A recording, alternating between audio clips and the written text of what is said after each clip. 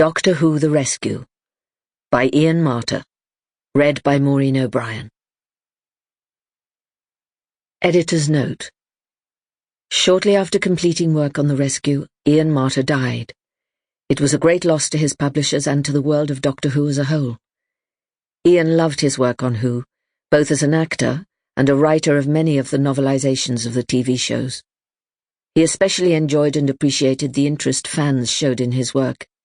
And in his absence, it's to all his fans that I'd like to dedicate this, his last book.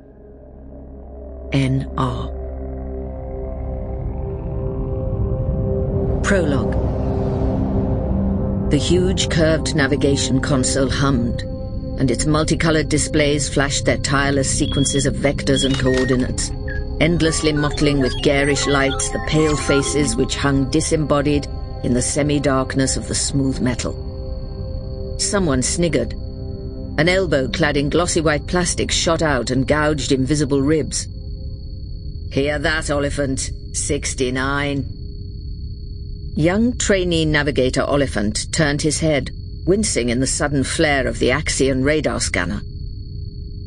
"All right, so we have 69 hours to Dido orbit." There was a pause. 69, growled an American voice out of the pulsing gloom.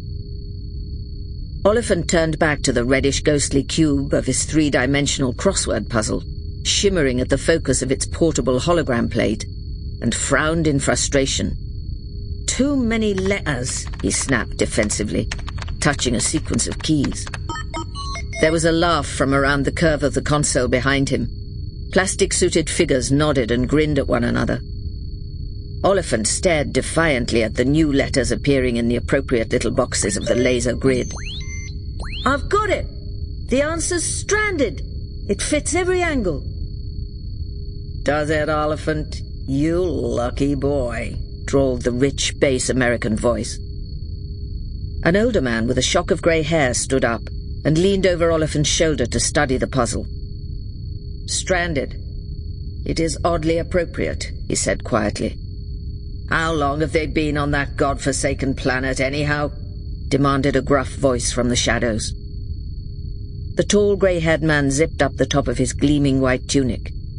"Approximately 3 months, I think," he said. "Exactly 13 terrestrial weeks, Commander Smith," Oliphant informed him smartly. "Thank you, Einstein," scoffed the gruff voice. The distinguished older man held up his hand for attention. "We are about to enter the zone of turbulence reported by Astra 9 before the accident," he reminded them. "I want extra vigilance in here from now until orbit is established."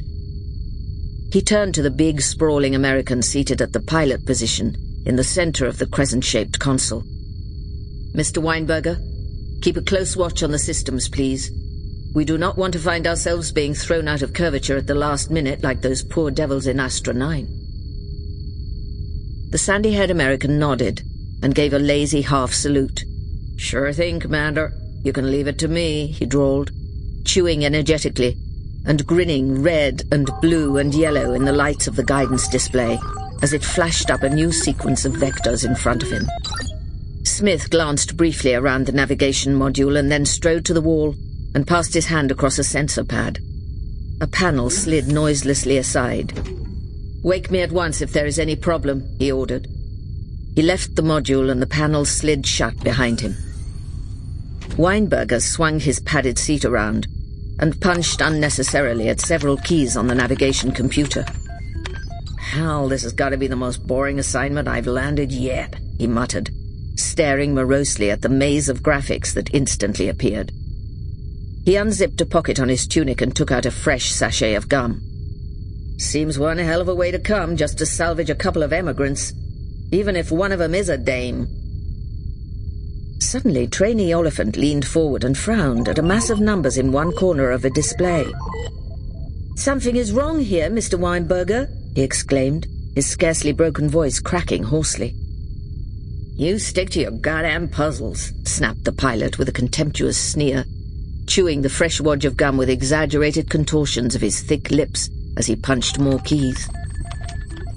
"There is something here, Chief," warned the gruff voice in the shadows at one end of Sample complete. Ready to continue?